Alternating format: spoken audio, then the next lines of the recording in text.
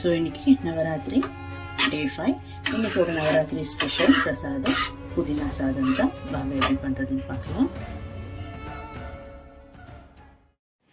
வணக்கம், welcome back to Divya Sriram lifestyle. நீங்கள் என் சேனலுக்கு புதுசாக இருந்து சப்ஸ்கிரைப் பண்ணுங்கள், பக்கத்தில் இருக்கிற பெல் கிளிக் பண்ணுங்கள், லைக் பண்ணுங்கள், ஷேர் பண்ணுங்கள், கமெண்ட் பண்ணுங்கள். வாங்க இன்றைக்கி என்ன வீடியோ. ஸோ நம்ம இப்போ நவராத்திரி ஸ்பெஷலில் புதினா ரைஸ் எப்படி பண்ணுறதுன்னு பார்க்கலாம். இப்போது அதுக்கு நான் தேவையான அளவுக்கு கொஞ்சம் புதினா ஃபஸ்ட்டு நம்ம வதக்கணும். அதுக்கு கொஞ்சமாக எண்ணெய் ஆட் பண்ணிக்கிறேன். ஸோ எண்ணெய் நல்லா ஹீட் ஆகிடுச்சு. இப்போது இதில் ஒரு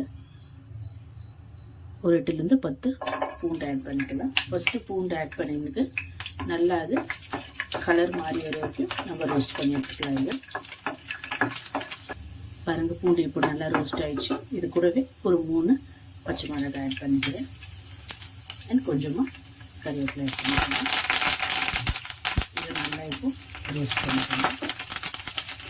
ஸோ இது கூட இப்போ ஒரு கப் அளவுக்கு புதினா நல்லா வாஷ் பண்ணி கட் பண்ணி வச்சுருக்கிறது அதை ஆட் பண்ணிக்கலாம். ஒரு 2 நிமிஷம் புதினா வதங்கினா போதும், நம்மளுக்கு கரெக்டாக இருக்கும். இல்லைன்னா கலர் ரொம்ப டார்க் ஆகிடுச்சுன்னா உங்களுக்கு புதினா சாதத்து நல்லா க்ரீனாக இருக்காது. நல்லா வந்து பச்சை வாசனை போகிற வரைக்கும் நம்ம ரோஸ்ட் பண்ணி எடுத்துக்கலாம்.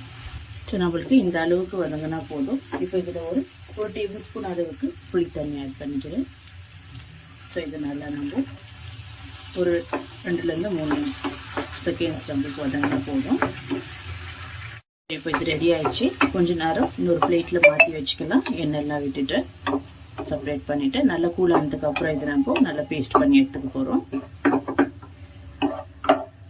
ஸோ பாருங்கள், இப்போ நம்ம வதக்கி வச்ச புதினா பூண்டால பேஸ்ட்டு நம்மளுக்கு ரெடி ஆயிடுச்சு. இப்போ நம்ம புதினா ரைஸ்க்கு தாளிக்கு ரெடி பண்ணிக்கலாம். ஸோ நம்ம இப்போ இதே பேனில் இந்த ஆயில் வேஸ்ட் பண்ணாதீங்க. இந்த புதினாவோட எசன்ஸ் எல்லாம் நல்லா இருக்கும் இந்த எண்ணெயில். ஸோ இது கூடவே இன்னும் ஒரு டேபிள் ஸ்பூன் அளவுக்கு நம்ம எண்ணெய் ஆட் பண்ணிக்கலாம். ஸோ எண்ணெய் நல்லா ஹீட் ஆகட்டும். இப்போ ஸோ எண்ணெய் நல்லா ஹீட் ஆகிடுச்சு. இது கூடவே கொஞ்சமாக கடுகு ஆட் பண்ணிக்கலாம். நம்ம ஸோ கடுகு ஆட் பண்ணதுக்கப்புறமா சாப் பண்ணி வச்சுருக்கிற ஒரு 10 பல்லு பூண்டு ஆட் பண்ணிக்கிறேன். பூண்டு நல்லா கொஞ்சம் ப்ரௌன் ஆகிற வரைக்கும் நம்ம வறுத்து வச்சிடலாம். இதில் பாருங்கள், பூண்டு நல்லா நம்மளுக்கு ரோஸ்ட் ஆகிடுச்சு. இதில் ஒரு 10 அளவுக்கு கேஷ்யூ, கொஞ்சமாக உளுத்தம் பருப்பு ஆட் பண்ணிக்கலாம். இது கூடவே கொஞ்சமாக ஒரு 1 இல்லை 2 காஞ்ச மிளகாய் ஆட் பண்ணிக்கலாம். இதை ரோஸ்ட் பண்ணி எடுத்துக்கிறேன்.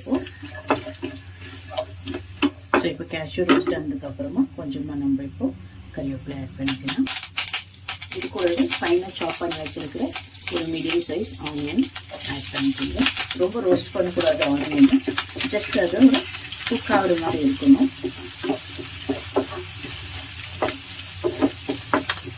ஸோ பாருங்கள், இப்போ ஆனியன் இந்த அளவுக்கு குக் ஆனால் நம்மளுக்கு போதும். இப்போ நம்ம அரைச்சி வச்சுருக்கிற புதினா பேஸ்ட்டு ஆட் பண்ணிக்கலாம்.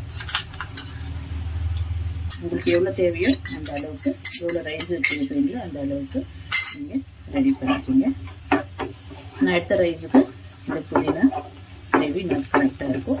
இது ஒரு லோ ஃப்ளேமில் ஒரு 5 நிமிஷம் நல்லா இதிலே குக் ஆகணும், கொஞ்சம் கெட்டியாகிற வரைக்கும். ஸோ இதுக்கு தேவையான அளவுக்கு உப்பு ஆட் பண்ணிக்க. நான் ஆல்ரெடி ரைஸில் உப்பு போட்டு குக் பண்ணி வச்சுருக்கிறேன். இதுக்கு தேவையான அளவுக்கு உப்பு ஆட் பண்ணி நம்ம இது மிக்ஸ் பண்ணி எடுத்துக்குவோம். ஸோ பாருங்கள், இது இப்போ ரெடி ஆகிடுச்சு. இப்போ நம்ம ஸ்டவ் ஆஃப் பண்ணிவிட்டு உங்களுக்கு எவ்வளோ தேவையோ அந்த அளவுக்கு இது கொஞ்சமாக நம்மளுக்கு இதில் கடாயில் வச்சுட்டு கொஞ்சமாக எடுத்து வச்சிடலாம். நம்ம ஒயிட் ரைஸ் நல்லா குக் பண்ணி ஆற வச்சிருக்கிற உப்பு போட்டு நம்ம இதை ஆட் பண்ணிக்கலாம்.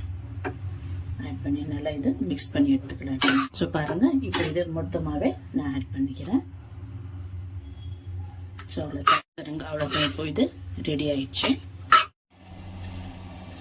பாருங்க, இப்போ நம்ம நவராத்திரி பிரசாதம் ரெடி ஆயிடுச்சு, புதினா சாதம். உங்களுக்கு இந்த வீடியோ பிடிச்சிருந்தா லைக் பண்ணுங்கள், ஷேர் பண்ணுங்கள், கமெண்ட் பண்ணுங்கள் அண்ட் மறக்காமல் என் சேனலுக்கு சப்ஸ்கிரைப் பண்ணுங்கள்.